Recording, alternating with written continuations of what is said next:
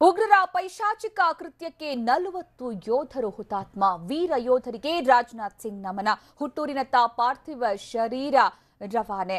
ಇನ್ನು ಈ ಒಂದು ಸಂದರ್ಭದಲ್ಲಿ ಒಂದು ಕಡೆ ಪಾರ್ಥಿವ ಶರೀರವನ್ನ ಹುಟ್ಟೂರಿಗೆ ರವಾನೆ ಮಾಡಲಾಗ್ತಾ ಇದೆ, ಇನ್ನೊಂದು ಕಡೆ ದೇಶಾದ್ಯಂತ ಈ ಒಂದು ಘಟನೆಗೆ ಆಕ್ರೋಶ ವ್ಯಕ್ತವಾಗ್ತಾ ಇದೆ. ಸಿಆರ್ಪಿಎಫ್ ವಾಹನದ ಮೇಲೆ ಉಗ್ರರ ದಾಳಿ ಪ್ರಕರಣಕ್ಕೆ ಸಂಬಂಧಪಟ್ಟಂತೆ ಭಾರತೀಯ ರಾಯಭಾರಿಯನ್ನ ಈಗ ವಾಪಸ್ ದೆಹಲಿಗೆ ಬರುವಂತೆ ಕರೆ ಕೊಡಲಾಗಿದೆ. ದೆಹಲಿಗೆ ಬರುವಂತೆ ಭಾರತೀಯ ರಾಯಭಾರಿಗೆ ಈಗ ಭಾರತದಿಂದ ಕರೆ ಹೋಗಿದೆ. ಪಾಕಿಸ್ತಾನದಲ್ಲಿರುವಂತಹ ಭಾರತೀಯ ರಾಯಭಾರಿಗೆ ವಿದೇಶಾಂಗ ಇಲಾಖೆ ಈಗ ಕರೆಯನ್ನ ಕೊಟ್ಟಿದ್ದು ವಾಪಸ್ ಭಾರತಕ್ಕೆ ಮರಳುವಂತೆ ಸೂಚನೆಯನ್ನ ಕೊಡಲಾಗಿದೆ. ಭಾರತೀಯ ರಾಯಭಾರಿ ಅಜಯ್ ಬಿಸಾರಿಯಾ ಅವರನ್ನ ಈಗ ವಾಪಸ್ ಭಾರತಕ್ಕೆ ಕರೆಸಿಕೊಳ್ಳಲಾಗ್ತಾ ಇದೆ. ಪಾಕಿಸ್ತಾನದಿಂದ ಮಾತುಕತೆ ನಡೆಸೋದಕ್ಕೆ ದೆಹಲಿಗೆ ಬರುವಂತೆ ಸೂಚನೆಯನ್ನ ನೀಡಲಾಗ್ತಾ ಇದೆ. ಭಾರತೀಯ ರಾಯಭಾರಿಯನ್ನ ಈಗ ವಾಪಸ್ ಕರೆಸಿ ಮಾತುಕತೆ ನಡೆಸುವಂತೆ ಸೂಚನೆಯನ್ನ ಭಾರತೀಯ ವಿದೇಶಾಂಗ ಇಲಾಖೆಯಿಂದ ಈ ಸೂಚನೆಯನ್ನ ನೀಡಲಾಗಿದೆ.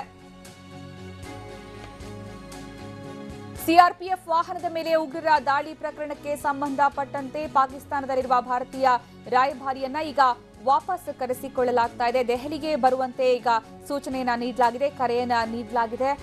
ಇನ್ನು ಭಾರತಕ್ಕೆ ಬಂದು ದೆಹಲಿಗೆ ಬಂದು ಮಾತುಕತೆ ನಡೆಸಬೇಕು ಅಂತ ಮಾತುಕತೆಗೆ ಕರೆಯನ್ನ ನೀಡಲಾಗಿರೋದು. ಭಾರತೀಯ ರಾಯಭಾರಿ ಈಗ ವಾಪಸ್ ಭಾರತಕ್ಕೆ ಬರಬೇಕಾಗಿದೆ ಮಾತುಕತೆಗೋಸ್ಕರ. ಇಂತಹ ಸಂದರ್ಭದಲ್ಲಿ ಪಾಕಿಸ್ತಾನದ ಈ ಧೋರಣೆಯ ವಿರುದ್ಧ ಖಂಡನೆ ವ್ಯಕ್ತವಾಗಬೇಕು. ಅದರ ಜೊತೆಗೆ ಮುಂದೆ ಏನ್ ಮಾಡಬೇಕು ಅನ್ನೋದರ ಬಗ್ಗೆಯೂ ಕೂಡ ಸಾಕಷ್ಟು ಚರ್ಚೆ ಮಾಡಬೇಕಾದಂತಹ ಸಮಯ ಇದು. ಈ ಹಿನ್ನೆಲೆಯಲ್ಲಿ ಈಗ ಭಾರತೀಯ ರಾಯಭಾರಿ ಅಜಯ್ ಬಿಸಾರಿಯಾ ಅವರನ್ನ ಈಗ ಮಾತುಕತೆ ನಡೆಸೋದಕ್ಕೆ ದೆಹಲಿಗೆ ಬರುವಂತೆ ಸೂಚನೆಯನ್ನ ನೀಡಲಾಗಿದೆ.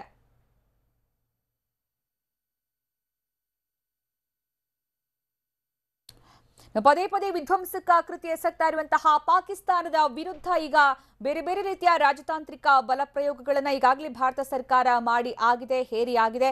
ಈಗ ಮತ್ತೊಮ್ಮೆ ವಿಶ್ವಸಂಸ್ಥೆ, ಅಮೆರಿಕ, ರಷ್ಯಾ, ಚೀನಾದಂತಹ ದೇಶಗಳನ್ನ ಬಳಸಿ ಪಾಕಿಸ್ತಾನದ ಮೇಲೆ ಭಾರತ ಅಂತಾರಾಷ್ಟ್ರೀಯ ಒತ್ತಡವನ್ನ ಹೇರುವಂತಹ ರಾಜತಾಂತ್ರಿಕ ಸಮರ ಸಾರುವಂತಹ ಸಾಧ್ಯತೆ ಕೂಡ ಈ ಸಂದರ್ಭದಲ್ಲಿ ಕಂಡು ಬರ್ತಾ ಇದೆ. ಇನ್ನು ಇದರ ನಡುವೆ ಈಗ ಭಾರತೀಯ ರಾಯಭಾರಿಯನ್ನ ಈಗ ವಾಪಸ್ ದೇಶಕ್ಕೆ ಕರೆಸಿಕೊಳ್ಳಲಾಗಿದ್ದು ಭಾರತೀಯ ವಿದೇಶಾಂಗ ಇಲಾಖೆ ಈ ಸಂಬಂಧ ಸೂಚನೆಯನ್ನ ಕೊಟ್ಟಿದೆ.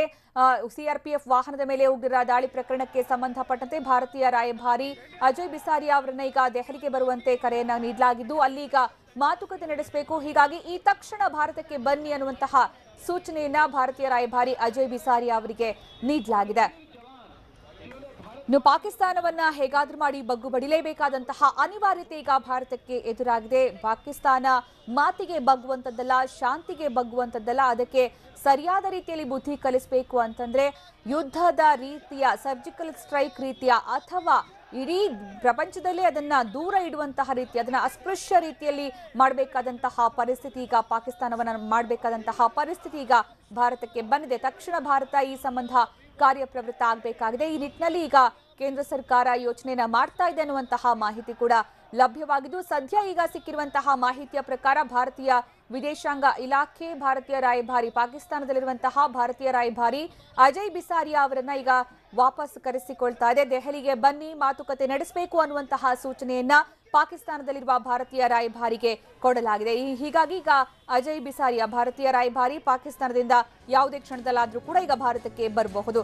ಇನ್ನು ಕಾಶ್ಮೀರ ಕಣಿವೆಯಲ್ಲಿ 220 ಉಗ್ರರು ಅಡಗಿದ್ದಾರೆ ಅನ್ನುವಂತಹ ಆತಂಕ ಸುದ್ದಿ ಈಗ ಎದುರಾಗ್ತಾ ಇರೋದು. ಉಗ್ರರನ್ನ ಮಟ್ಟ ಹಾಕೋದಿಕ್ಕೆ ಸೇನೆಯಿಂದ 3 ಅಸ್ತ್ರ ರೆಡಿ ಆಗ್ತಾ ಇದೆ. ರಕ್ತ ಪಿಪಾಸುಗಳ ನಿರ್ನಾಮಕ್ಕೆ ಸೇನೆ ಚಕ್ರವ್ಯೂಹ ಹೆಣಿತಾ ಇದೆ ಅನ್ನುವಂತಹ ಮಾಹಿತಿ ಲಭ್ಯವಾಗಿದೆ. ಈಗಾಗಲೇ ಕೇಂದ್ರ ಸರ್ಕಾರ ಹೇಳಿದೆ, ಮೋದಿ ಹೇಳಿದ್ದಾರೆ, ಪ್ರಧಾನಿ ಮೋದಿ ಹೇಳಿದ್ದಾರೆ, 120 ಉಗ್ರರು ಕಾಶ್ಮೀರ ಕಣಿವೆಯಲ್ಲಿ, 40 ಉಗ್ರರು ಪಿಒಕೆಯಲ್ಲಿ ಪಾಕ್ ಆಕ್ಯುಪೈಡ್ ಕಾಶ್ಮೀರದಲ್ಲಿ ಇದ್ದಾರೆ. ಉಗ್ರರ ಕ್ಯಾಂಪ್ಗಳನ್ನ ಗುರುತಿಸಲಾಗಿದೆ. ಈಗಾಗಲೇ ಗುಪ್ತಚರ ಇಲಾಖೆಯಿಂದ ರಕ್ಷಣಾ ಇಲಾಖೆಗೆ ಸಂಪೂರ್ಣ ಸ್ವಾತಂತ್ರ್ಯವನ್ನ ನೀಡಿದ್ದೇವೆ ಅನ್ನುವಂತಹ ಮಾತನ್ನ ಮೋದಿ ಹೇಳಿದ್ದಾರೆ. 32 ಸಕ್ರಿಯ ತರಬೇತಿ ಕ್ಯಾಂಪ್ಗಳನ್ನು ಕೂಡ ಈಗ ಸೇನೆ ಗುರುತು ಮಾಡಿಕೊಂಡಿದೆ. ಗಡಿಯಲ್ಲಿ 3 ರೀತಿಯ ತಂತ್ರಗಾರಿಕೆಯನ್ನ ಸೇನೆ ಹಾಕಿಕೊಂಡಿದೆ ಅನ್ನುವಂತಹ ಮಾಹಿತಿ ಈಗ ಲಭ್ಯವಾಗಿದೆ. ಬಹುಶಃ ಇಂತಹ ಒಂದು ದೊಡ್ಡ ಪ್ಲಾನ್ ಬೇಕಾಗಿತ್ತು. ಈ ಸಂದರ್ಭದಲ್ಲಿ ಗಡಿ ನಿಯಂತ್ರಣ ರೇಖೆಯತ್ತ ಸೂಕ್ಷ್ಮ ನಿಗಾವನ್ನ ಈಗ ಸೇನೆ ವಹಿಸಿದೆ. ಪಾಕಿಸ್ತಾನದಿಂದ ಕದನ ವಿರಾಮ ಉಲ್ಲಂಘನೆ ಮಾಡಿದ್ರೆ, ಪಾಕಿಸ್ತಾನ ಒಂದು ವೇಳೆ ಕದನ ವಿರಾಮ ಉಲ್ಲಂಘನೆ ಮಾಡಿದ್ರೆ ಅಥವಾ ನುಸುಳುಕೋರರು ಕಾಣಿಸಿಕೊಂಡ್ರೆ ತಕ್ಷಣ ಪ್ರತಿಕ್ರಿಯೆ ಕೊಡುವುದಕ್ಕೆ ಈಗ ಎಲ್ಲಾ ರೀತಿಯಲ್ಲೂ ಕೂಡ ಸರ್ವ ಸನ್ನದ್ಧವಾಗಿದೆ ಅನ್ನುವಂತಹ ಮಾಹಿತಿ ಲಭ್ಯವಾಗಿದ್ದು ಕಾಶ್ಮೀರದ ಅರಣ್ಯ ಪ್ರದೇಶದಲ್ಲಿರುವಂತಹ ಜೈಷ್ ಉಗ್ರ ಶಾಹಿದ್ ಗಾಜಿ ಚಲನವಲನದ ಮೇಲೆ ಈಗ ತೀವ್ರ ನಿಗಾ ಇರಿಸಲಾಗ್ತಾ ಇದೆ. ಜೈಷ್ ಉಗ್ರ ಶಾಹಿದ್ ಗಾಜಿ ಈತ ಈತನನ್ನ ಸದೆ ಬಡಿಯೋದಕ್ಕೆ ಈಗ ಪ್ಲಾನ್ ಅನ್ನ ಮಾಡಲಾಗ್ತಾ ಇದ್ದು. ಅತ್ತ ಪಾಕಿಸ್ತಾನದ ಗಡಿ ಭಾಗದಲ್ಲಿ ಹೆಚ್ಚಿನ ಉಗ್ರರು ಜಮಾವಣೆ ಆಗಿರೋದು ಕೂಡ ಈಗ ಮಾಹಿತಿ ಲಭ್ಯವಾಗಿದೆ. ಲಾಂಚಿಂಗ್ ಪ್ಯಾಡ್ ನಲ್ಲಿ ಹೆಚ್ಚಿನ ಸಂಖ್ಯೆಯ ಉಗ್ರರು ಜಮಾಯಿಸಿದ್ದಾರೆ ಅನ್ನುವಂತಹ ಮಾಹಿತಿ ಬರ್ತಾ ಇದ್ದು, ಕಾಶ್ಮೀರ ಕಣಿವೆಯಲ್ಲಿ ಒಟ್ಟು 220 ಉಗ್ರರು ಅಡಗಿ ಕುಳಿತಿದ್ದಾರೆ ಅನ್ನುವಂತಹ ಸ್ಪಷ್ಟ ಮಾಹಿತಿ ಸೇನೆಗೆ ಸಿಕ್ಕಿದೆ. ಅಂದ್ರೆ ಉಗ್ರರು ಎಲ್ಲೆಲ್ಲಿದ್ದಾರೆ, ಎಷ್ಟೆಷ್ಟು ಸಂಖ್ಯೆಯಲ್ಲಿದ್ದಾರೆ ಅನ್ನುವಂತಹ ಮಾಹಿತಿ ಸಂಪೂರ್ಣವಾಗಿ ಲಭ್ಯ ಆಗಿದೆ. ಇನ್ನೇನಿದ್ರೂ ಕೂಡ ಕಾರ್ಯಾಚರಣೆಯ ಸಂದರ್ಭ.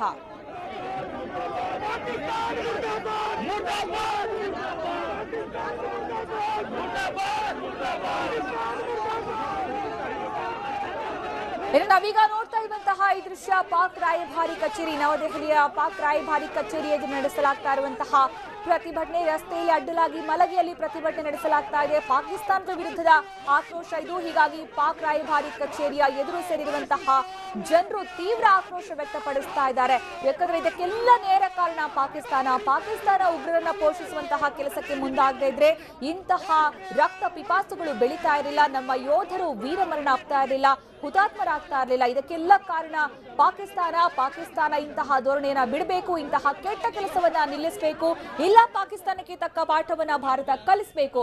ಇವಿಷ್ಟು ದೇಶದ ಜನರ ಬೇಡಿಕೆ. ಇಂತಹ ಬೇಡಿಕೆಗಳ ಜೊತೆಗೆ ಈ ಘಟನೆಯನ್ನ ಖಂಡಿಸಿ ಈ ಒಂದು ಹುತಾತ್ಮರು ಪ್ರಾಣತ್ಯಾಗ ಮಾಡಿರೋದಕ್ಕೆ ಶ್ರದ್ಧಾಂಜಲಿಯನ್ನ ಸಲ್ಲಿಸ್ತಾ ಪಾಕಿಸ್ತಾನ ಉಗ್ರರ ವಿರುದ್ಧ ಆಕ್ರೋಶವನ್ನ ವ್ಯಕ್ತಪಡಿಸ್ತಾ ಈ ಕೃತ್ಯವನ್ನ ಖಂಡಿಸ್ತಾ ಅಲ್ಲಿ ಜನರು ಪಾಕಿಸ್ತಾನ ರಾಯಭಾರ ಕಚೇರಿಯ ಎದುರು ಸೇರಿ ಪ್ರತಿಭಟನೆ ನಡೆಸ್ತಾ ಇದ್ದಾರೆ. ಅವರ ಭಾವನೆ ಎಲ್ಲರೂ ಕೂಡ ಅರ್ಥವಾಗುವಂತದ್ದು.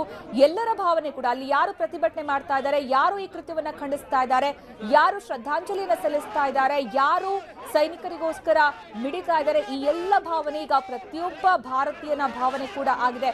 ಕೆಲವರು ಕೆಲಸದಲ್ಲಿ ಇರಬಹುದು, ಕೆಲವು ಬೇರೆ ಬೇರೆ ಕಡೆಗಳಲ್ಲಿ ಇರಬಹುದು, ಆದ್ರೆ ಎಲ್ಲರ ಮನಸ್ಸಲ್ಲೂ ಕೂಡ ಓಡ್ತಾ ಇರುವಂತದ್ದು ಒಂದೇ, ಇಂತಹ ಕೃತ್ಯ ಆಗಬಾರ್ದಿತ್ತು, ನಮ್ಮ ಸೈನಿಕರ ಪ್ರಾಣ ಹಾನಿ ಆಗಬಾರ್ದಿತ್ತು, ಉಗ್ರರು ಈ ಕೃತ್ಯ ಮಾಡಬಾರ್ದಿತ್ತು, ಉಗ್ರರಿಗೆ ಪಾಕಿಸ್ತಾನ ಸಪೋರ್ಟ್ ನೀಡಬಾರ್ದಿತ್ತು.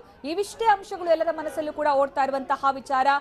ಈ ಒಂದು ಭಾವನೆ ಈಗ ಭುಗಿಲೇಳ್ತಾ ಇರುವಂತದ್ದು. ಅಂದ್ರೆ ಕೆಲವೆಡೆ ಪ್ರತಿಭಟನೆಯ ಸ್ವರೂಪ ಪಡ್ಕೊಳ್ತಾ ಇದೆ, ಕೆಲವೆಡೆ ಪಾಕಿಸ್ತಾನದ ಧ್ವಜಗಳನ್ನ ಧ್ವಂಸ ಮಾಡುವ ಮಟ್ಟಿಗೆ ಹೋಗ್ತಾ ಇದೆ, ಇನ್ನು ಕೆಲವೆಡೆ ಪಾಕಿಸ್ತಾನದ ಪ್ರಧಾನಮಂತ್ರಿಯ ಭಾವಚಿತ್ರವನ್ನು ದಹನ ಮಾಡಲಾಗ್ತಾ ಇದೆ. ಮತ್ತೊಂದು ಕಡೆ ಪಾಕಿಸ್ತಾನದ ವಿರುದ್ಧ ಆಕ್ರೋಶದ ಘೋಷಣೆಗಳು ಕೇಳಿ ಬರ್ತಾ ಇದೆ. ನಮ್ಮ ಸೈನಿಕರ ಪರವಾಗಿ ಮನ ಮಿಡಿತಾ ಇದೆ, ಸೈನಿಕರ ಪರವಾದ ಘೋಷಣೆಗಳು ಕೇಳಿ ಬರ್ತಾ ಇದೆ. ನಾವೀಗ ನೋಡಬಹುದು ನವದೆಹಲಿಯ ಪಾಕ್ ರಾಯಭಾರಿ ಕಚೇರಿ ಎದುರು ಕಂಡು ಬರ್ತಾ ಇರುವಂತಹ ದೃಶ್ಯ.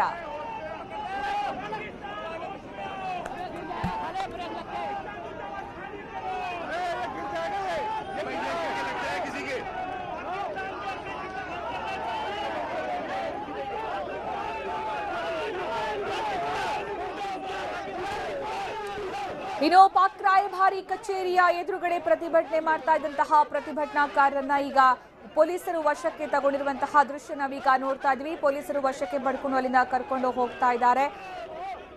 ಪಾಕ್ ರಾಯಭಾರಿ ಕಚೇರಿ ಎದುರು ನೂರಾರು ಸಂಖ್ಯೆಯಲ್ಲಿ ಪ್ರತಿಭಟನಾಕಾರರು ಪಾಕಿಸ್ತಾನದ ವಿರುದ್ಧ ಘೋಷಣೆಗಳನ್ನ ಕೂಗ್ತಾ ಆಕ್ರೋಶವನ್ನು ವ್ಯಕ್ತಪಡಿಸ್ತಾ ಇದ್ರು. ಈ ಸಂದರ್ಭದಲ್ಲಿ ಪ್ರತಿಭಟನಾಕಾರರನ್ನ ಪೊಲೀಸರು ಹತ್ತಿಕ್ಕುವಂತಹ ಪ್ರಯತ್ನ ಮಾಡಿದ್ರು. ಯಾಕಂದ್ರೆ ಎಷ್ಟೊಂದು ಕೂಡ ಶಾಂತಿಯನ್ನ ಕಾಪಾಡಬೇಕಾಗಿದೆ. ಹೀಗಾಗಿ ಪ್ರತಿಭಟನಾಕಾರರನ್ನ ಸಮಾಧಾನ ಪಡಿಸುವಂತಹ ಕೆಲಸ ಮಾಡಿದ್ರು. ಅದು ಸಾಧ್ಯ ಆಗದೇ ಇದ್ದಂತಹ ಸಂದರ್ಭದಲ್ಲಿ ಪ್ರತಿಭಟನಾಕಾರರನ್ನ ವಶಕ್ಕೆ ಪಡ್ಕೊಂಡಿರುವಂತಹ ದೃಶ್ಯವನ್ನು ನಾವೀಗ ನೋಡ್ತಾ ಇದ್ದೀವಿ. ಪಾಕ್ ರಾಯಭಾರ ಕಚೇರಿಗೆ ನೂರಾರು ಜನ ಮುತ್ತಿಗೆ ಹಾಕೋದಕ್ಕೆ ಬಂದ್ರು, ಅಲ್ಲಿ ಪ್ರತಿಭಟನೆಯನ್ನ ಕೈಗೊಂಡ್ರು, ಘೋಷಣೆಗಳನ್ನ ಕೂಗಿದ್ರು. ಅಲ್ಲಿ ರಸ್ತೆ ಮೇಲೆ ಮಲಗಿ ಪ್ರತಿಭಟನೆ ನಡೆಸುವ ಮಟ್ಟಿಗೂ ಕೂಡ ಪರಿಸ್ಥಿತಿ ವಿಕೋಪಕ್ಕೆ ಹೋಯಿತು. ಆ ಸಂದರ್ಭದಲ್ಲಿ ಪೊಲೀಸರು ಪರಿಸ್ಥಿತಿಯನ್ನ ಹತೋಟಿಗೆ ತರೋದಕ್ಕೆ ಈಗ ಕೆಲ ಪ್ರತಿಭಟನಾಕಾರರನ್ನ ವಶಕ್ಕೆ ಪಡ್ಕೊಂಡಿದ್ದಾರೆ. ನವದೆಹಲಿಯ ಪಾಕ್ ರಾಯಭಾರಿ ಕಚೇರಿ ಎದುರುಗಡೆ ನಡೀತಾ ಇರುವಂತಹ ಘಟನೆಯ ದೃಶ್ಯ ನಾವೀಗ ನೋಡ್ತಾ ಇದ್ದೀವಿ.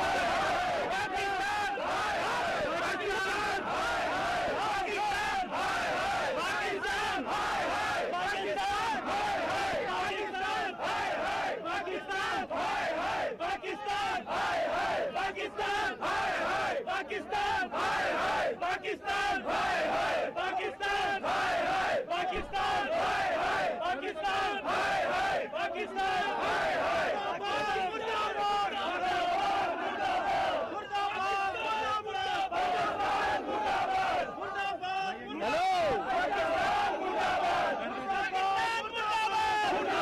मुर्दाबाद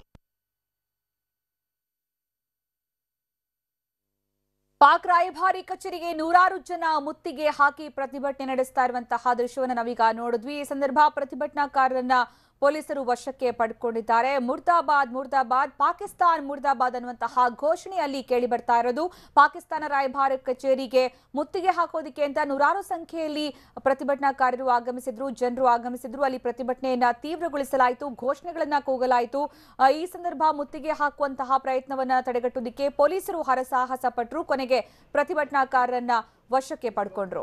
ಸಿಆರ್ಪಿಎಫ್ ವಾಹನದ ಮೇಲೆ ಉಗ್ರರ ದಾಳಿ ಪ್ರಕರಣಕ್ಕೆ ಸಂಬಂಧಪಟ್ಟಂತೆ ನವದೆಹಲಿಯ ಪಾಕಿಸ್ತಾನ ರಾಯಭಾರ ಕಚೇರಿ ಎದುರು ಕಡೆ ಪರಿಸ್ಥಿತಿ ಸ್ವಲ್ಪ ಮಟ್ಟಿಗೆ ವಿಕೋಪಕ್ಕೆ ಹೋಯಿತು. ಪಾಕಿಸ್ತಾನದ ವಿರುದ್ಧ ಪ್ರತಿಭಟನಾಕಾರರು ತೀವ್ರ ಆಕ್ರೋಶ ವ್ಯಕ್ತಪಡಿಸ್ತಾ ಇದ್ರು. ಪಾಕ್ ರಾಯಭಾರ ಕಚೇರಿಗೆ ನುಗ್ಗೋದಿಕ್ಕೆ ಧರಣಿ ನಿರತರು ಪ್ರಯತ್ನವನ್ನ ಪಟ್ಟರು. ಈ ಸಂದರ್ಭದಲ್ಲಿ ಪರಿಸ್ಥಿತಿ ನಿಯಂತ್ರಿಸೋದಕ್ಕೆ ಪೊಲೀಸರು ಹರಸಾಹಸ ಪಡಬೇಕಾಯಿತು. ಜೊತೆಗೆ ಕೆಲ ಪ್ರತಿಭಟನಾಕಾರರನ್ನ ವಶಕ್ಕೆ ಪಡೆಯಲಾಯಿತು. ಪ್ರತಿಭಟನಾಕಾರರ ಮನವೊಲಿಸೋದಕ್ಕೆ ಪೊಲೀಸರು ಪ್ರಯತ್ನ ಪಟ್ಟರು ಕೂಡ ಈ ಸಂದರ್ಭದಲ್ಲಿ ಅದು ಸಾಧ್ಯ ಆಗಲಿಲ್ಲ. ಅಲ್ಲಿ ಪಾಕಿಸ್ತಾನದ ವಿರುದ್ಧ ತೀವ್ರ ಆಕ್ರೋಶ ವ್ಯಕ್ತವಾಗ್ತಾ ಇತ್ತು. ಈ ಸಂದರ್ಭದಲ್ಲಿ ಪೊಲೀಸರು ಕೆಲವರನ್ನ ವಶಕ್ಕೆ ಪಡೆದುಕೊಂಡ್ರು. ನಾವೀಗ ನೋಡಬಹುದು ಅಲ್ಲಿ ಪೊಲೀಸರು ಹಾಕಿರುವಂತಹ ಬ್ಯಾರಿಕೇಡ್ಗಳನ್ನ ಕೂಡ ಲೆಕ್ಕಿಸದನ್ನ ಹತ್ತಿ ಕೆಳಗಡೆ ಇಳಿದು ನಂತರ ಪಾಕ್ ರಾಯಭಾರ ಕಚೇರಿಗೆ ಮುತ್ತಿಗೆ ಹಾಕುವಂತಹ ಪ್ರಯತ್ನಕ್ಕೆ ಕೆಲ ಪ್ರತಿಭಟನಾಕಾರರು ಮುಂದಾದ್ರು. ಪೊಲೀಸರ ತಡೆಯನ್ನ ಕೂಡ ಲೆಕ್ಕಿಸದೆ ಮುಂದೆ ಬರೋದಕ್ಕೆ ಬಂದ್ರು. ಆ ಸಂದರ್ಭ ಪೊಲೀಸರು ಅವರನ್ನ ವಶಕ್ಕೆ ಪಡೆದುಕೊಂಡ್ರು. ಪಾಕಿಸ್ತಾನ ಮುರ್ದಾಬಾದ್ ಮುರ್ದಾಬಾದ್ ಪಾಕಿಸ್ತಾನ ಅನ್ನುವಂತಹ ಘೋಷಣೆಗಳಲ್ಲಿ ಕೇಳಿ ಬರ್ತಾ ಇದೆ. ಪಾಕಿಸ್ತಾನದ ವಿರುದ್ಧ ತೀವ್ರ ಆಕ್ರೋಶ, ಅಸಮಾಧಾನ, ಕೋಪ ಭುಗಿಲೇಳ್ತಾ ಇದ್ದು ಈ ಸಂದರ್ಭ ಪೊಲೀಸರು ಪರಿಸ್ಥಿತಿ ನಿಯಂತ್ರಿಸೋದಕ್ಕೆ ಕೆಲವರನ್ನ ವಶಕ್ಕೆ ಪಡೆದುಕೊಂಡಿದ್ದಾರೆ.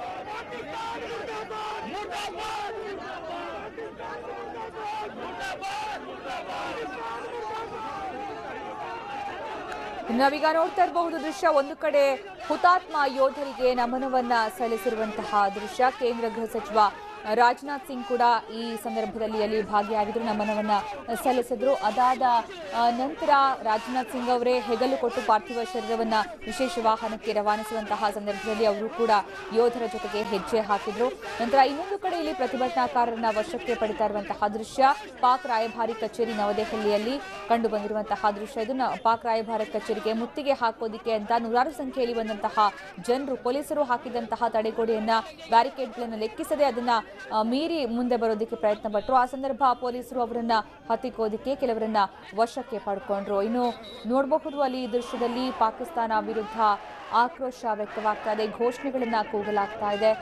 ಜನರು ಸಾವಿರ ಸಂಖ್ಯೆಯಲ್ಲಿ ಒಗ್ಗಟ್ಟಾಗಿ ಭಾರತ ಧ್ವಜವನ್ನ ಹಿಡಿದುಕೊಂಡು ಆಗಮಿಸ್ತಾ ಇರುವಂತಹ ದೃಶ್ಯ. ಸರ್ಕಾರಕ್ಕೆ ಸಂಪೂರ್ಣ ಬೆಂಬಲ, ಭಾರತಕ್ಕೆ ಸಂಪೂರ್ಣ ಬೆಂಬಲ, ಏನಾದ್ರೂ ಆಗ್ಲಿ ಉಗ್ರರನ್ನ ಮಟ್ಟ ಹಾಕಬೇಕು ಅನ್ನುವಂತಹ ಘೋಷಣೆಗಳಲ್ಲಿ ಕೇಳಿ ಬರ್ತಾ ಇದೆ. कोई भेदभाव नहीं है, हमारी किसी के साथ लड़ाई नहीं है, हमारी लड़ाई है पाकिस्तान के साथ। हम नरेंद्र मोदी जी को ये कहेंगे वो पाकिस्तान को मुंह तोड़ जवाब दे। इसी जगह हमें 200 छूट के पाकिस्तान का जवाब चाहिए, 200 लोग उनको हमें आजाद कश्मीर कर चाहिए। मैं और ज्यादा कुछ न बोलते हुए और सबसे लास्ट में जितने भी लोग खड़े हैं ಇನ್ನು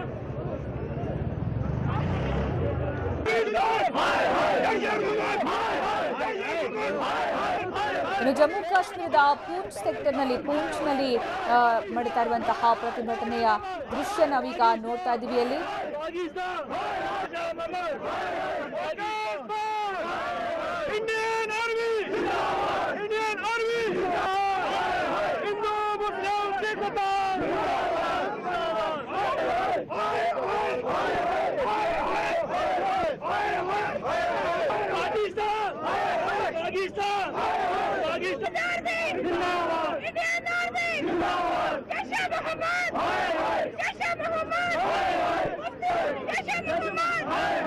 पाकिस्तान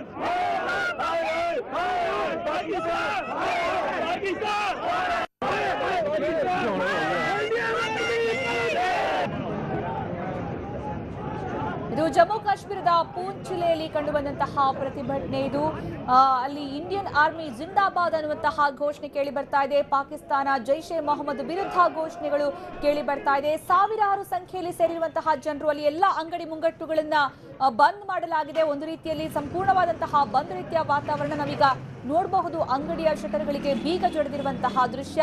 ಜನಸಂಚಾರ ಕೂಡ ಇಲ್ಲ. ಅಲ್ಲಿ ಎಲ್ಲರೂ ಕೂಡ ಒಗ್ಗಟ್ಟಾಗಿ ಬಂದು ಇಂಡಿಯನ್ ಆರ್ಮಿ ಜಿಂದಾಬಾದ್ ಅನ್ನುವಂತಹ ಘೋಷಣೆಯನ್ನ ಕೂಗ್ತಾ ಇದ್ದಾರೆ.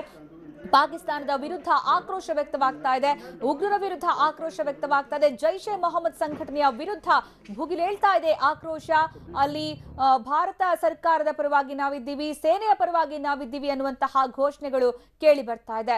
ನೂರಾರು ಜನರಿಂದ ಪಾಕ್ ವಿರುದ್ಧ ಘೋಷಣೆ ಹೆಚ್ಚಾಗ್ತಾ ಇದ್ದು ಜಮ್ಮು ಕಾಶ್ಮೀರದ ಪೂಂಚ್ ಜಿಲ್ಲೆಯಲ್ಲಿ ಭಾರೀ ಪ್ರತಿಭಟನೆ ನಡೀತಾ ಇದೆ.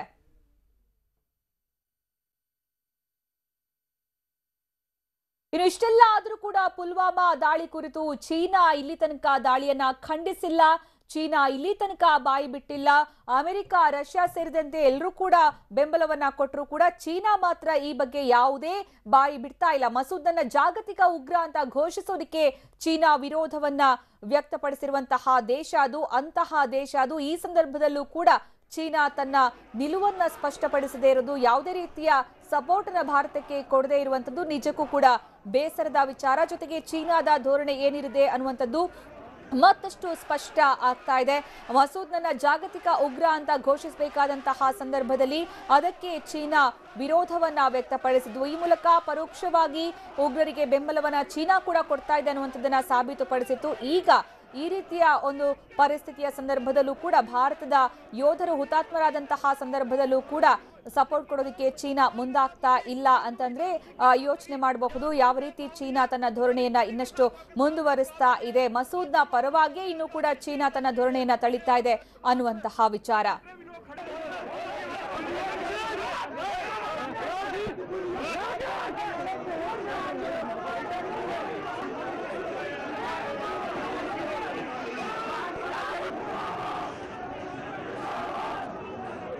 ಜೈಷ್ ಎ ಮೊಹಮ್ಮದ್ ಅಷ್ಟೊಂದು ರಕ್ತ ಸಿಕ್ತ ಅಧ್ಯಾಯವನ್ನ ಬರೆದ್ರು ಕೂಡ ಚೀನಾಗ್ ಮಾತ್ರ ಈತನ ಮೇಲೆ ಎಲ್ಲಿಲ್ಲದ ಪ್ರೀತಿ. ಮಸೂದ್ ಅಜರ್ನ ಜಾಗತಿಕ ಉಗ್ರ ಅಂತ ಘೋಷಿಸಿ ಆತನ ಮೇಲೆ ನಿರ್ಬಂಧ ವಿಧಿಸಬೇಕು ಅಂತ ಭಾರತ ವಿಶ್ವಸಂಸ್ಥೆಯಲ್ಲಿ ನಿಲುವಳಿಯನ್ನ ಮಂಡಿಸ್ತಾನೆ ಇದೆ. ಆದ್ರೆ ಅಜರ್ ವಿರುದ್ಧ ಸಾಕ್ಷ್ಯಗಳಿಲ್ಲ ಅನ್ನುವಂಥದ್ದು ಈಗ ಚೀನಾದ ವಾದವಾಗ್ತಾ ಇತ್ತು. ಪ್ರತಿ ಬಾರಿ ಕೂಡ ಚೀನಾ ಇದೇ ವಾದವನ್ನ ಮುಂದಿಡ್ತಾ ಇತ್ತು. ಹೀಗಾಗಿ ಆತನನ್ನ ಜಾಗತಿಕ ಉಗ್ರ ಅಂತ ಘೋಷಿಸೋದಕ್ಕೆ ಚೀನಾ ಅಡ್ಡಿಪಡಿಸ್ತಾ ಇರೋದು. ಈಗ ಪುಲ್ವಾಮಾ ದಾಳಿಯ ಹಿನ್ನೆಲೆಯಲ್ಲಿ ಪುನಃ ಈ ವಿಚಾರವನ್ನ ಈಗ ಪ್ರಸ್ತಾಪ ಮಾಡಲಾಗಿದ್ದು ಭಾರತದ ಕಡೆಯಿಂದ. ಈಗಲಾದ್ರೂ ಕೂಡ ಪಾಕಿಸ್ತಾನ ಹಾಗೂ ಚೀನಾ ಅಜರ್ನನ್ನ ಜಾಗತಿಕ ಉಗ್ರ ಅಂತ ಘೋಷಣೆ ಮಾಡತ್ತಾ ಅನ್ನುವಂಥದ್ದನ್ನ ಕಾದು ನೋಡ್ಬೇಕಾಗಿದೆ.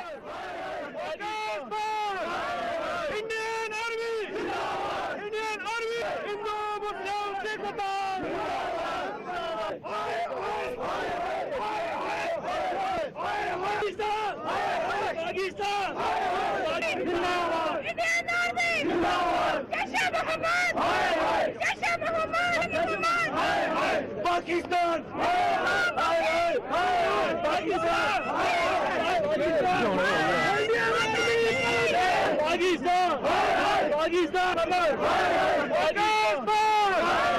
इंडियन आर्मी हिंदू मुस्लिम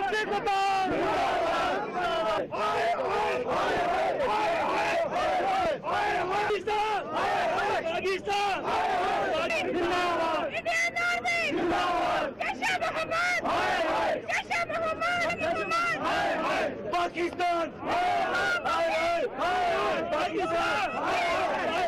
पाकिस्तान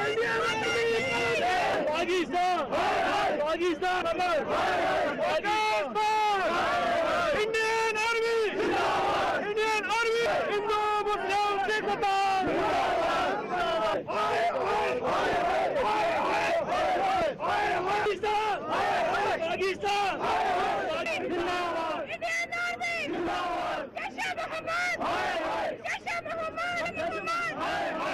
पाकिस्तान पाकिस्तान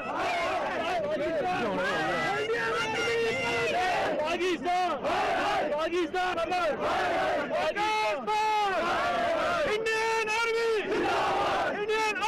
हिंदू मुस्लिम सिख पाकिस्तान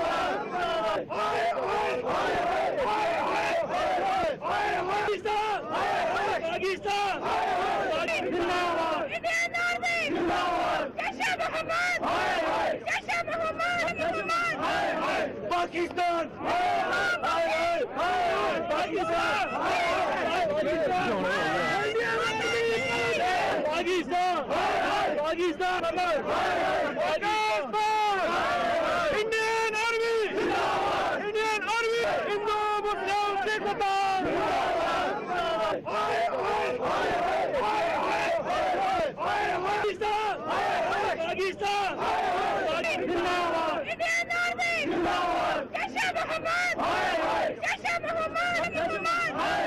पाकिस्तान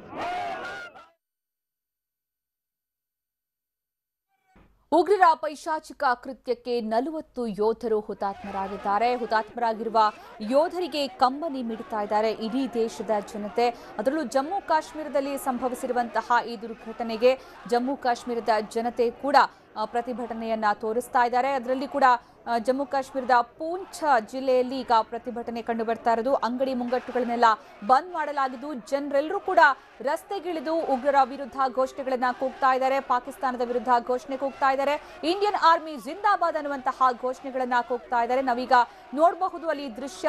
ಅಂಗಡಿ ಮುಂಗಟ್ಟುಗಳೆಲ್ಲವೂ ಕೂಡ ಬಂದ್ ಆಗಿದೆ. ಎಲ್ಲಾ ಜನರು ಕೂಡ ಮನೆಯಿಂದ ಹೊರಗಡೆ ಬಂದಿದ್ದಾರೆ. ಅಂಗಡಿಗಳಿಂದ ಹೊರಗಡೆ ಬಂದು ರಸ್ತೆಯಲ್ಲಿ ಸೇರಿದ್ದಾರೆ. ಎಲ್ಲರೂ ಕೂಡ ಈ ಒಂದು ಘಟನೆಯನ್ನ ಖಂಡಿಸ್ತಾ ಇದ್ದಾರೆ. ಜೊತೆಗೆ ಪಾಕಿಸ್ತಾನ ಮತ್ತೆ ಉಗ್ರರ ವಿರುದ್ಧ ಜೈಷ್ ಎ ಮೊಹಮ್ಮದ್ ಸಂಘಟನೆಯ ವಿರುದ್ಧ ತೀವ್ರ ಆಕ್ರೋಶ ಹೊರಹಾಕ್ತಾ ಇದ್ದಾರೆ. जितने भी लोग खड़े पाकिस्तान इंडियन आर्मी हिंदू मुस्लिम सिख पाकिस्तान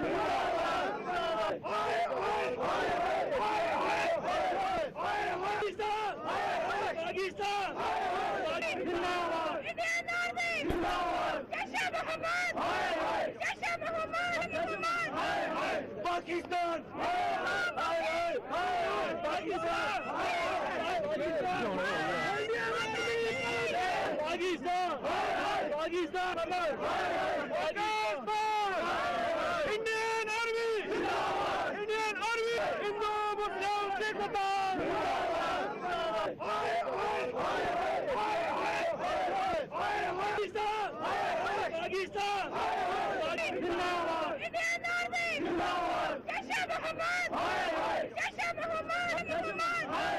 ಪಾಕ್ ವಿರುದ್ಧ ಆಕ್ರೋಶ ವ್ಯಕ್ತಪಡಿಸ್ತಾ ಇರುವಂತಹ ದೃಶ್ಯವನ್ನು ನಾವೀಗ ನೋಡ್ತಾ ಇದ್ವಿ. ಪಾಕಿಸ್ತಾನ ಧ್ವಜವನ್ನ ಈಗ ಬೆಂಕಿ ಹಾಕಿ ಸುಡಲಾಗ್ತಾ ಇದೆ. ಪಾಕಿಸ್ತಾನದ ವಿರುದ್ಧ ಪೂಂಚ್ ಜಿಲ್ಲೆಯಲ್ಲಿ, ಜಮ್ಮು ಕಾಶ್ಮೀರದ ಪೂಂಚ್ ಜಿಲ್ಲೆಯಲ್ಲಿ ಈಗ ಭಾರಿ ವಿರೋಧ ವ್ಯಕ್ತವಾಗ್ತಾ ಇರೋದು. ಪಾಕಿಸ್ತಾನದ ವಿರುದ್ಧ, ಉಗ್ರರ ವಿರುದ್ಧ. ಪೂಂಚ್ ಜಿಲ್ಲೆ ಹೇಳಿ ಕೇಳಿ ಅತ್ಯಂತ ಕುಗ್ರಾಮವಾಗಿರುವಂತಹ ಜಿಲ್ಲೆ. ಅದು ಅತ್ಯಂತ ರಿಮೋಟ್ ಡಿಸ್ಟ್ರಿಕ್ಟ್ ಅಂತಾನೆ ಕನ್ಸಿಡರ್ ಮಾಡಲಾಗುತ್ತೆ ಜಮ್ಮು ಕಾಶ್ಮೀರದಲ್ಲಿ.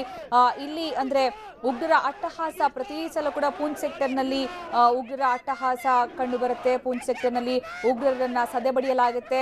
ಈ ಉಗ್ರರಿಗೆ ಸಂಬಂಧಪಟ್ಟಂತಹ ಹಲವು ವಿಚಾರಗಳಲ್ಲಿ ಸಾಕಷ್ಟು ಸೆನ್ಸಿಟಿವ್ ಪ್ರದೇಶ ಇದು ಪೂಂಚ್ ಜಿಲ್ಲೆ. ಇಲ್ಲಿ ಈಗ ಪಾಕ್ ವಿರುದ್ಧ ಆಕ್ರೋಶ ವ್ಯಕ್ತವಾಗ್ತಾ ಇರೋದು.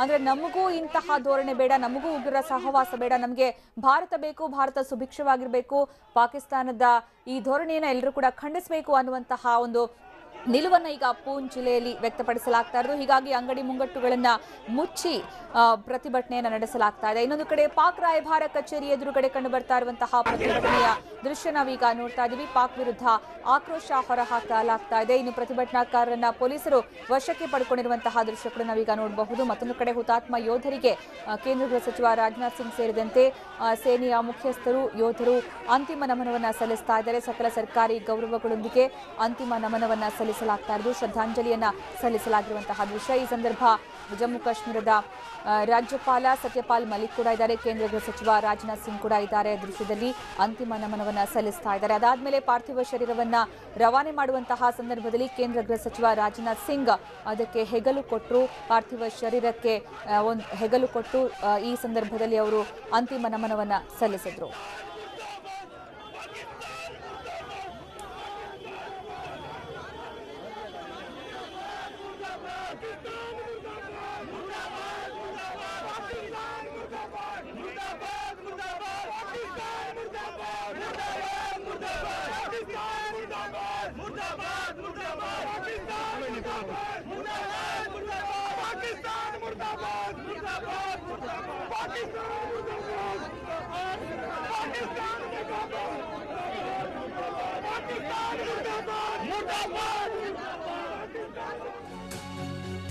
ಇನ್ನು ಭಾರತದ ಗಡಿಯಲ್ಲಿ ಪಾಕ್ನಿಂದ ಮತ್ತೆ ಪುಂಡಾಟಿಕೆ ಮೆರೆಯಲಾಗಿದೆ ಅನ್ನುವಂತಹ ಮಾಹಿತಿ ಈಗ ಲಭ್ಯವಾಗ್ತಾ ಇದೆ. ಪಾಕ್ನಿಂದ ಮತ್ತೆ ಮೊಂಡುತನ, ಮತ್ತೆ ಪುಂಡಾಟಿಕೆ.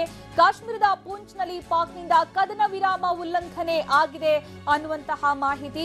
ಪೂಂಚ್ನಲ್ಲಿ ಪಾಕಿಸ್ತಾನ ಸೈನಿಕರು ಗುಂಡಿನ ದಾಳಿ ನಡೆಸಿದ್ದಾರೆ ಅನ್ನುವಂತಹ ಮಾಹಿತಿ ಲಭ್ಯವಾಗ್ತಾ ಇದೆ. ಈಗಾಗಲೇ ಪೂಂಚ್ನಲ್ಲಿ ನಡೀತಾ ಇದ್ದಂತಹ ಪ್ರತಿಭಟನೆಯ ದೃಶ್ಯ ತೋರಿಸ್ತಾ ಇದ್ದೀವಿ. ಮತ್ತೊಂದು ಕಡೆ ಪಾಕ್ನ ಪುಂಡಾಟ ಈಗ ಮುಂದುವರೆದು ಭಾರತೀಯ ಸೇನೆ ಈಗ ಅದಕ್ಕೆ ತಕ್ಕ ಪ್ರತ್ಯುತ್ತರವನ್ನ ನೀಡ್ತಾ ಇದೆ ಅನ್ನುವಂತಹ ಮಾಹಿತಿ ಲಭ್ಯವಾಗಿದೆ. ಭಾರತದ ಗಡಿಯಲ್ಲಿ ಪಾಕ್ನಿಂದ ಮತ್ತೆ ಪುಂಡಾಟಿಕೆ ನಡೆಸಲಾಗ್ತಾ ಇದ್ದು, ಪೂಂಚ್ನಲ್ಲಿ ಪಾಕ್ನಿಂದ ಕದನ ವಿರಾಮ ಉಲ್ಲಂಘನೆ ಮಾಡಲಾಗಿದೆ ಅನ್ನುವಂತಹ ಮಾಹಿತಿ ಲಭ್ಯವಾಗ್ತಾ ಇದೆ.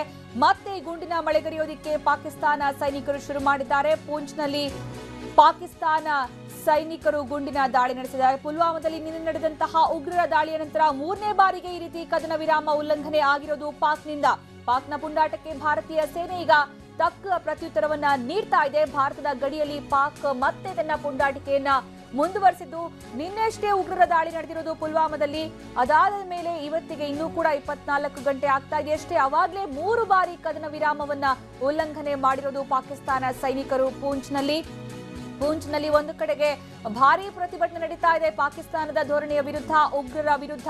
ಮತ್ತೊಂದು ಕಡೆಗೆ ಅಲ್ಲೇ ಕದನ ವಿರಾಮ ಉಲ್ಲಂಘನೆ ಆಗ್ತಾ ಇದೆ. ಪಾಕ್ನ ಪುಂಡಾಟ ಮುಂದುವರೆದಿದ್ದು, ಇದಕ್ಕೆ ಭಾರತ ಸೇನೆ ತಕ್ಕ ಪ್ರತ್ಯುತ್ತರ ಕೊಡೋದಕ್ಕೂ ಮುಂದಾಗಿದೆ ಅನ್ನುವಂತಹ ಮಾಹಿತಿ ಲಭ್ಯವಾಗಿದೆ. ಈಗಾಗಲೇ ಹೇಳ್ತಾ ಇದ್ದೆ, ಪೂಂಚ್ನಲ್ಲಿ ಇಂತಹ ಘಟನೆಗಳು ಆಗಾಗ ನಡೀತಾ ಇರುತ್ತೆ. ಕದನ ವಿರಾಮ ಉಲ್ಲಂಘನೆ ಆಗ್ತಾ ಇರುತ್ತೆ, ಉಗ್ರರು ಅಟ್ಟಹಾಸ ಮೆರಿತಾ ಇರ್ತಾರೆ. ಯಾಕಂದ್ರೆ ಲೈನ್ ಆಫ್ ಕಂಟ್ರೋಲ್ 3 ಕಡೆಯಿಂದಲೂ ಕೂಡ ಪೂಂಚನ್ನ ಆವರಿಸುತ್ತೆ. ಅದು ಒಂದು ರೀತಿಯಲ್ಲಿ ಬಾರ್ಡರ್ ಇದ್ದ ಹಾಗೆ ಅಲ್ಲಿ ಉಗ್ರರ ಚಟುವಟಿಕೆ ಜಾಸ್ತಿನೇ ಕಂಡು ಬರುತ್ತೆ. ಪ್ರತಿ ಬಾರಿಯೂ ಕೂಡ ಕದನ ವಿರಾಮ ಉಲ್ಲಂಘನೆ ಆಗೋದು ಕೂಡ ಅಲ್ಲೇ. ಯಾಕಂದ್ರೆ ಪಾಕಿಸ್ತಾನದ ಮತ್ತೆ ಭಾರತದ ಬಾರ್ಡರ್ ಆಗಿರುತ್ತೆ ಪೂಂಚ್ ಸೆಕ್ಟರ್ನ 3 ಕಡೆಯೂ ಕೂಡ. ಹೀಗಾಗಿ ಅಲ್ಲಿ ಇಂತಹ ಚಟುವಟಿಕೆಗಳು ಪದೇ ಪದೇ ನಡೀತಾ ಇದ್ದು, ಅಲ್ಲಿನ ಜನರೇ ಇದಕ್ಕೆ ವಿರೋಧವನ್ನ ವ್ಯಕ್ತಪಡಿಸಿ ಪ್ರತಿಭಟನೆ ನಡೆಸ್ತಾ ಇದ್ದಾರೆ. ಪಾಕಿಸ್ತಾನದ ಧ್ವಜವನ್ನ ಬೆಂಕಿಗೆ ಆಹುತಿ ಮಾಡ್ತಾ ಇರುವಂತಹ ದೃಶ್ಯ, ಪಾಕಿಸ್ತಾನ ಧ್ವಜವನ್ನ ದಹಿಸ್ತಾ ಇರುವಂತಹ ದೃಶ್ಯ ನಾವು ನೋಡ್ತಾ ಇದ್ದೀವಿ. ಇದು ಪಾಕ್ ವಿರುದ್ಧ ವ್ಯಕ್ತವಾಗ್ತಾ ಇರುವಂತಹ ಆಕ್ರೋಶ.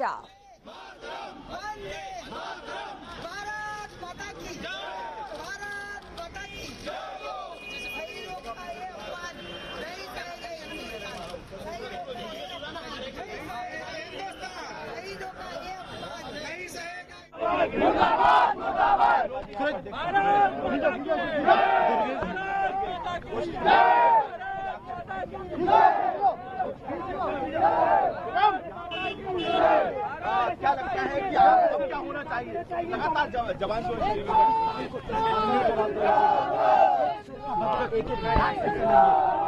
क्या कहेंगे आप? भारत में भारत के सैनिकों के संग जो कृत्य किया है पाकिस्तान ने, उसका जवाब हिंदुस्तान की सरकार को उनको देना है। निश्चित आने वाले समय के अंदर ಭಾರತದ ಗಡಿಯಲ್ಲಿ ಪಾಕ್ನಿಂದ ಮತ್ತೆ ಪುಂಡಾಟಿಕೆ ಮೆರೆಯಲಾಗಿರುವುದು. ಕಾಶ್ಮೀರದ ಪೂಂಚ್ನಲ್ಲಿ ಕದನ ವಿರಾಮ ಉಲ್ಲಂಘನೆ ಆಗಿದೆ. ಮತ್ತೆ ಕದನ ವಿರಾಮ ಉಲ್ಲಂಘನೆ, ನಿನ್ನೆಯಿಂದ ಇವತ್ತಿಗೆ 3ನೇ ಬಾರಿ ಪಾಕಿಸ್ತಾನ ಕದನ ವಿರಾಮ ಉಲ್ಲಂಘನೆ ಮಾಡಿರೋದು. ಅಂದ್ರೆ ಪಾಕಿಸ್ತಾನ ಆಟ ಆಡ್ತಾ ಇದೆ ಅನ್ನುವಂಥದ್ದು ಬಹಳ ಸ್ಪಷ್ಟ. ಪುಲ್ವಾಮಾದಲ್ಲಿ ದಾಳಿ ನಡೆಯಿತು, ಉಗ್ರರ ದಾಳಿ ನಡೆಯಿತು. ಈ ದಾಳಿಯಲ್ಲಿ 40 ಯೋಧರು ಹುತಾತ್ಮರಾಗಿದ್ದಾರೆ. ಭಾರತಕ್ಕೆ ದೊಡ್ಡ ಆಘಾತ ಇದು. ಈ ಸಂದರ್ಭದಲ್ಲಿ ಪಾಕಿಸ್ತಾನ ಭಾರತದ ಸಹಾಯಕ್ಕೆ ಬರುವ ಬದಲು ಯಾವ ರೀತಿ ತನ್ನ ದ್ವೇಷದ ರಾಜಕೀಯವನ್ನ ತೋರಿಸ್ತಾ ಇದೆ ಅನ್ನುವಂಥದ್ದು ಇಲ್ಲಿ ಬಹಳ ಸ್ಪಷ್ಟವಾಗ್ತಾ ಇದೆ. 3ನೇ ಬಾರಿ ಪಾಕಿಸ್ತಾನ ನಿನ್ನೆಯಿಂದ ಇವತ್ತಿನ ತನಕ ಕದನ ವಿರಾಮ ಉಲ್ಲಂಘನೆ ಮಾಡಿರೋದು. ಇದಕ್ಕೆ ಭಾರತೀಯ ಸೈನಿಕರು ಸುಮ್ಮನೆ ಕೂತಿಲ್ಲ, ತಕ್ಕ ಪ್ರತ್ಯುತ್ತರವನ್ನ ನೀಡ್ತಾ ಇದ್ದಾರೆ ಅನ್ನುವಂತಹ ಮಾಹಿತಿ ಲಭ್ಯವಾಗಿದೆ. ಹಾಗಾಗಿ ಪೂಂಚ್ನಲ್ಲಿ ಪಾಕಿಸ್ತಾನ ಸೈನಿಕರು ಗುಂಡಿನ ದಾಳಿ ನಡೆಸ್ತಾ ಇದ್ರೆ, ಈತ ಪೂಂಚ್ನ ಜನತೆ ಪಾಕ್ ವಿರುದ್ಧ ಭಾರೀ ಆಕ್ರೋಶ ವ್ಯಕ್ತಪಡಿಸ್ತಾ ಇದ್ದಾರೆ. ತಮ್ಮ ಒಂದು ಅಸಮಾಧಾನವನ್ನ, ತಮ್ಮ ಕೋಪವನ್ನ ಪ್ರದರ್ಶನ ಮಾಡ್ತಾ ಇದ್ದಾರೆ. ಪಾಕಿಸ್ತಾನದ ಬಾವುಟವನ್ನ ದಹಿಸಿ ಆಕ್ರೋಶ ವ್ಯಕ್ತಪಡಿಸ್ತಾ ಇದ್ದಾರೆ.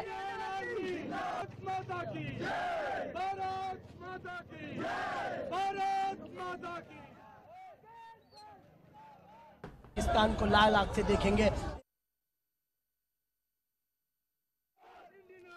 ಇನ್ನು ಪಾಕಿಸ್ತಾನ ರಾಯಭಾರ ಕಚೇರಿಯ ಎದುರುಗಡೆ ನೂರಾರು ಜನ ಮುತ್ತಿಗೆ ಹಾಕೋದಕ್ಕೆ ಬಂದಿದ್ರು. ಈ ಸಂದರ್ಭ ಪೊಲೀಸರು ಅವರನ್ನ ತಡೆಯುವಂತಹ ಪ್ರಯತ್ನ ಮಾಡಿದ್ರು. ಪೊಲೀಸರು ಹರಸಾಹಸ ಪಡಬೇಕಾಯಿತು. ಕೆಲವರನ್ನ ವಶಕ್ಕೆ ಕೂಡ ಪಡ್ಕೊಳ್ತಾ ಇರುವಂತಹ ದೃಶ್ಯ ನಾವೀಗ ನೋಡ್ತಾ ಇದ್ದೀವಿ. ಪಾಕ್ನ ಪುಂಡಾಟಿಕೆಯನ್ನ ಖಂಡಿಸ್ತಾ, ಈ ಉಗ್ರರ ದಾಳಿಯನ್ನ ಖಂಡಿಸ್ತಾ, ಜೊತೆಗೆ ಹುತಾತ್ಮ ಯೋಧರಿಗೆ ಶ್ರದ್ಧಾಂಜಲಿಯನ್ನ ಸಲ್ಲಿಸ್ತಾ ಪ್ರತಿಭಟನಾಕಾರರು ತಮ್ಮ ಪ್ರತಿಭಟನೆಯನ್ನ ಮತ್ತಷ್ಟು ತೀವ್ರಗೊಳಿಸುವಂತಹ ಪ್ರಯತ್ನ ಮಾಡಿದಂತಹ ಸಂದರ್ಭದಲ್ಲಿ ಪೊಲೀಸರು ಪರಿಸ್ಥಿತಿಯನ್ನ ನಿಯಂತ್ರಣಗೊಳಿಸೋದಕ್ಕೆ ಹಲವರನ್ನ ವಶಕ್ಕೆ ಪಡೆದುಕೊಂಡಿದ್ದಾರೆ.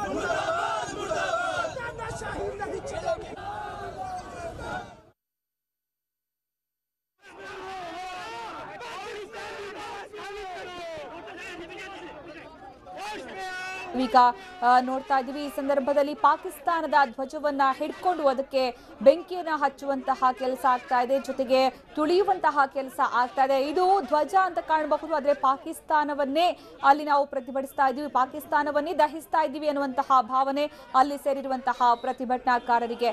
ಇನ್ನು ಉಗ್ರರ ವಿರುದ್ಧದ ಕಾರ್ಯಾಚರಣೆಯನ್ನ ಸರ್ಕಾರ ಆದಷ್ಟು ಬೇಗ ಮಾಡಬೇಕು ಅನ್ನುವಂತಹ ಒತ್ತಾಯ ಕೂಡ ಈ ಸಂದರ್ಭ ಕೇಳಿ ಬರ್ತಾ ಇದೆ. ವೀರ ಯೋಧರ ರಕ್ತದ ಹನಿ ಹನಿಗೂ ಕೂಡ ಪ್ರತೀಕಾರ ತೀರಿಸಿಕೊಳ್ಳಲೇಬೇಕು ಅನ್ನುವಂಥದ್ದು.